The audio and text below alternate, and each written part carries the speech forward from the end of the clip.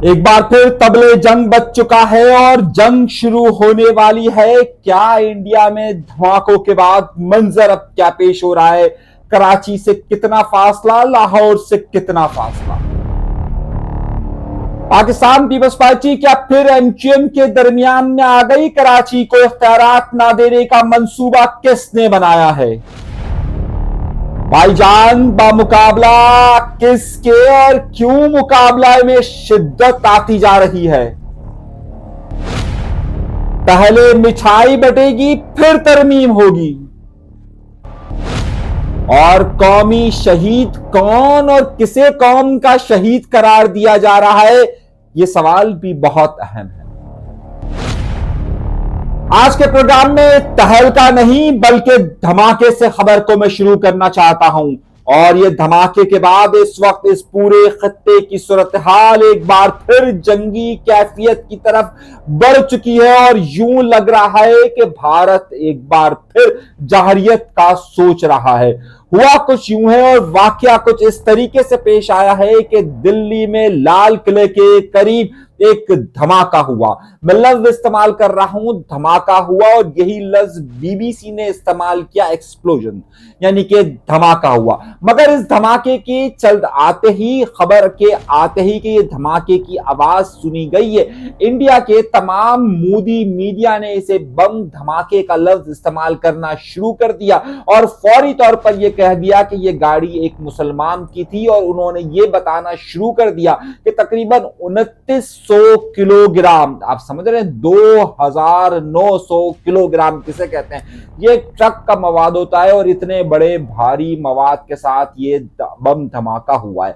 जबकि दर हकीकत जो इब्तदाई रिपोर्ट बीबीसी ने की थी, जो मैं आपके सामने रख भी रहा हूं, उसमें उन्होंने कहा था कि ये एक्सप्लोजन है, लेकिन इंडियन मीडिया ने इसे शक्ल देना शुरू कर दी कि एक बड़ा ही बम धमाका हुआ है और ये कार बम धमाका है और गाड़ी भी किसी मुसलमान की है। और इससे पहले ही कुछ घंटों पहले एक बहुत बड़ा एक्सप्लोजिव मटेरियल पकड़ा गया था जो तकरीबन 2900 किलोग्राम के करीब था, यानी कि किलोग्राम के करीब था।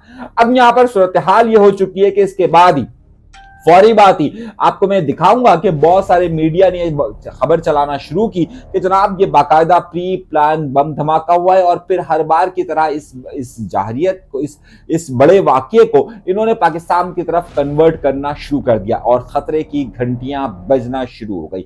इस वाकये के एक घंटे के अंदर ही मोदी ने अपना ट्विटर अकाउंट को फाल करना शुरू किया और एक बार फिर इस मामले को गर्म करना शुरू किया। इस वक्त इंडियन मीडिया ये माहौल बनाने की कोशिश कर रहा है कि जनाबे वाला ये तमाम का तमाम सारा का सारा प्री प्लान प्रोग्राम था। मगर आपको याद होगा कि हमने आपको पहले ही कह दिया था कि मामला इंतहाई संगीन होगा। आज तारीख 10 तारीख है और 10 नवंबर का ही अगर आप देखिए तो मैंने आपको कहा था कि 31 अक्टूबर से 10 नवंबर तक कराची से बिल्कुल करीब, गुजरात में सरक्रीक के बिल्कुल ही करीब इंडिया ने अपनी फौजी मशकों का सिलसिला शुरू किया हुआ है और अब इसके आखिरी दिन चल रहे थे। इस हवाले से पूरे पाकिस्तान में और पूरे दुनिया की नजरें इस तरफ थी और यह कहा जा रहा था कि इंडिया ये कोशिश कर रहा है कि वो कोई एक बार फिर इस तरह का अपने यहां ऑपरेशन जनरेट करेगा और उसके बाद फिर एक तबले जंग बजाएगा। और पाकिस्तान के हुक्काम की भी इस हवाले से नजरें दौड़ी हुई। अब तक की इतलात यह आ रही है कि इस धमाके की इतला के फौरी बाद दोनों तरफ की सरहदों पर एक बार फिर मूवमेंट देखी जा रही है।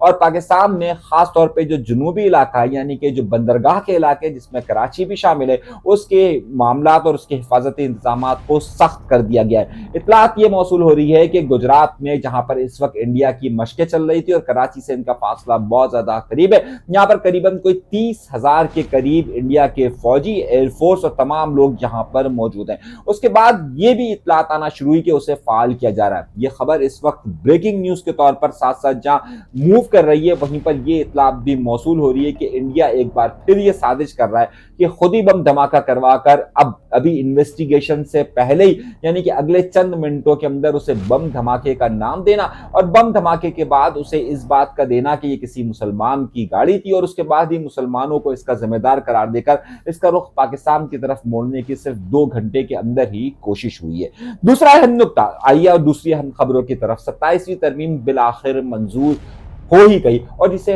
होना ही था। और हस्बे मामूल 64 अराकीन यानी कि जितनी 2/3 अक्सरियत सेनेट के अंदर इस तरमीम के लिए चाहिए होती है वो मंजूर हो गई। पाकिस्तान पीपल्स पार्टी ने मनोअन इसे तस्लीम कर लिया और पाकिस्तान मुस्लिम लीग नून तो ज़ाहिर है गवर्नमेंट का हिस्सा है और उसमें शामिल एक और हुकूमती जमात यानी कि मुत्तहिदा कौमी मूवमेंट ने भी इसे मंजूर कर लिया।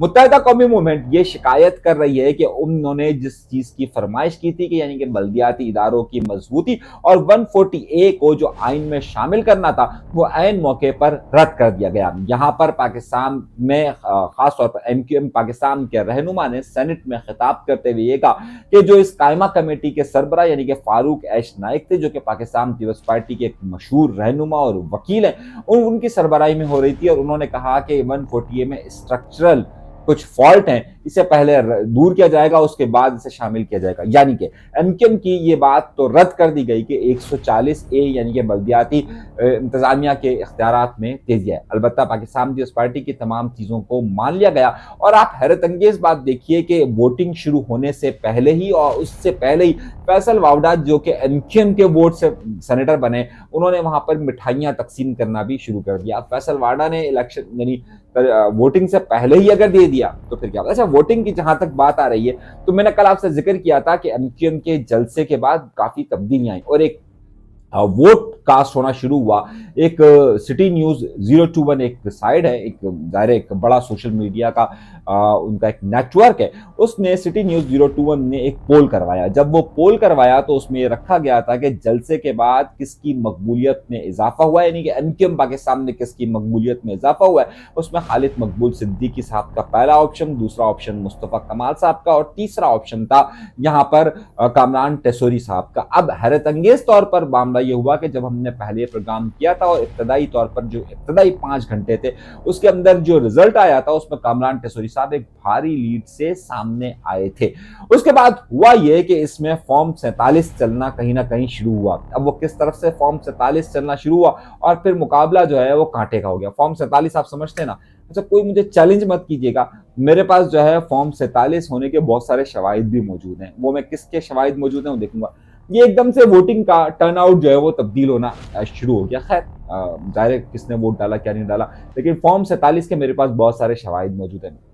अब ये मुकाबला जब मैं प्रोग्राम रिकॉर्ड कर रहा हूँ शाम का वक्त है और इस वक्त भी एक कांटे का मुकाबला चल रहा है और इस वक्त जो दोनों के तकरीबन वोट जो है 5-5 हजार के करीब हो चुके हैं। अब उसका नतीजा क्या निकलता है वो और जो फॉर्म 47 वाली कहानी है ये क्या है, ये मैं आपको अगले किसी प्रोग्राम के अंदर बताऊंगा कि इसमें फॉर्म 47 कैसे इस्तेमाल हुआ है। तो खैर अब ये मामला यहां तक पहुंचा है और अब इसमें काफी गर्माहट पहुंची। दूसरी तरफ MQM पाकिस्तान ने अपने सुरजानी के प्रोग्राम के बाद एकदम तेजी लाना शुरू कर दी है और फिर यह हुआ है कि MQM पाकिस्तान ने अपने तमाम जिम्मेदारान, तमाम यूनिट इंचार्जेस, तमाम लोगों को अपने मरकज बहादुराबाद में बुलाया। यानी कि इतवार को प्रोग्राम हुआ है और उसके बाद पीर के रोज जो है उन तमाम, हफ्ते की रोज ये प्रोग्राम हुआ, हफ्ते की रात को पीर के रोज तमाम लोगों को बुलाया। एक बहुत बड़ी तादाद वहां पर MQM के वर्कर्स की आई, लेकिन हैरत अंगेज तौर पर सिर्फ PSP के 1 या 2 लोग हैं, बाकी तमाम लोग वहां पर मौजूद नहीं थे। फुरकान लतीफ साहब को आप इधर शुमार कीजिए या इधर शुमार कीजिए, तो ज्यादातर लोग ख्याल है कि इनको दोनों तरफ ही शुमार कीजिए, तो वो जरूर उसमें शामिल थे, बाकी लोग उसमें शामिल नहीं थे। मगर एक और अहम नुकता भी इसमें सामने आया है और नुकता ये सामने आया है कि MQM पाकिस्तान अपनी सरगर्मियां तेजी के साथ बढ़ा रही है। अब इन्होंने जब 8 तारीख का जलसा कर लिया है तो इन्हें कुछ जो उम्मीदें वाबस्ता हुई हैं, अब इन्होंने 16 तारीख का जलसे की अब तक जो मेरे पास इतलात आ रही है वो मलीर में कॉल दे दी है और अब ये तेजी के साथ अपने जलसे जुलूसों में इजाफा कर रहे हैं। दूसरी तरफ जो है वो ऐसा लग रहा है कि अब तक तो मुकाबला ज़ाहिर कामरान टेसोरी साहब और मुस्तफ़ा कमाल साहब का जो खिताब हुआ था उसमें भाईजान ने जो है वो सबकी तारीफें की थी, यानी मुस्तफ़ा कमाल साहब की भी तारीफ की थी और इनकी खालिद मकबूल सिद्दीकी साहब की भी तारीफ की थी और ऐसा लग रहा था कि शायद ये दरमियान का पॉइंट है। मगर पिछले चंद घंटों के अंदर ऐसा लग रहा था कि कामरान टेसोरी साहब को गिराने के लिए जो है वो दूसरा फैक्टर ज़्यादा तेज़ी के साथ सोशल मीडिया पर मुख्तलिफ चीज़ें चला रहा था। खैर वो एक अलग खबर है और एक अलग मामला है। अब इसमें यही वोटिंग के हवाले से फॉर्म 47 कैसे इस्तेमाल हुआ है ये मैं आपको तफसील के साथ, मेरे पास बहुत सारी ऑडियो रिकॉर्ड्स मौजूद हैं जिसकी बुनियाद पर मैं आपको ये कह रहा हूँ कि इसमें कहाँ पर क्या मामला हुए हैं ये मैं आपको आगे चलकर फिर कभी बताऊंगा। मगर अभी जो अहम नुकता है उन खबरों को ज़रा सा फोकस कर लेते हैं और उन्हीं चीज़ों पर ज़रा सा गुफ्तगू कर लेते हैं। एक और बात मैंने आपसे कही कि अब ज़ाहिर पाकिस्तान पीपल्स पार्टी ने अपनी बातें मनवाई हैं और पाकिस्तान पीपल्स पार्टी ने जहाँ फॉर्म 47 कह रहा हूँ, जहाँ इस वक्त 27वीं तरमीम की सपोर्ट की है वहीं पर पाकिस्तान पीपल्स पार्टी की तरफ से एक करारदाद कौमी असम्बली के अंदर पेश की गई और उसमें कहा गया कि जुल्फ़िकार अली भुट्टो को कौमी शहीद करार दिया जाए और उनको वफाक की तरफ से उन्हें बाकायदा कौमी शहीद करार देते हुए उनको उसी तरीके से उनको एक मनसब या एक उनको नाम दिया जाए। अब यकीनी तौर पर ज़ाहिर सी बात है करारदाद पेश हुई है और पाकिस्तान पीपल्स पार्टी की तरफ से हुई है, तो आइंदा दिनों के अंदर इस सिले के नतीजे में जुल्फ़िकार अली भुट्टो को अब वफाकी शहीद करार दे दिया जाएगा। खैर ज़ाहिर सी बात है, अब क्या कह सकते हैं, हमारे यहाँ पर होता यही है कि जब जिसका दौर आता है तो वक्त बदलता है तो सब कुछ जो है वो यहाँ पर तब्दील हो जाता है। तो ये सूरत हाल अब तक की जो बड़ी खबरें थी वो मैंने आपको दी है कि इस वक्त कहाँ पर क्या हो रहा है। 27वीं तरमीम मंजूर हो चुकी है, अब कौमी असम्बली के अंदर इसे मंजूर होने के जाना है। पाकिस्तान और इंडिया के दरमियान एक बार फिर तनाव में इजाफा हो चुका है और ख़ास तौर पर यह तनाव में इजाफा उस वक्त हुआ है कि जब 27वीं तरमीम के ज़रिए पाकिस्तान ने की जो अस्करी क़यादत है और अस्करी निज़ाम है, यानी कि फ़ौज का जो इंतज़ामी निज़ाम है, उसमें काफ़ी तब्दीलियाँ हुई हैं और अब पाकिस्तान ने बाकायदा फील्ड मार्शल साहब को ताहयात फील्ड मार्शल साहब का ओहदा दे दिया गया है। पाकिस्तान के चीफ ऑफ आर्मी स्टाफ जो है वो अब एक नए और ओहदे पर भी चले जाएंगे। अब इस इंतज़ामी मामला तब्दीली और जंग के तबल बजना, ये एक बड़ी हैरत अंगेज़ बात है। देखना ये कि अब ट्रम्प इंतजामिया जो कि काफ़ी बार ये कह चुकी है कि 8 जहाज़ गिर चुके हैं, 7 जहाज़ गिर चुके हैं, 6 जहाज़ गिर चुके हैं, जो पाकिस्तान के लिए काफ़ी सॉफ्ट कॉर्नर की हैसियत रखते थे,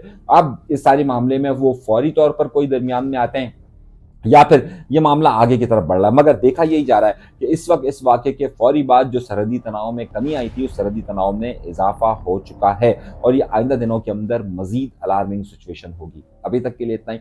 अल्लाह तबारक व तआला आप सबको खुश व खुर्रम रखे, आबाद रखे, सलामत रखे, आपको अपने हिफ्ज़ व अमान में रखे। पाकिस्तान ज़िंदाबाद।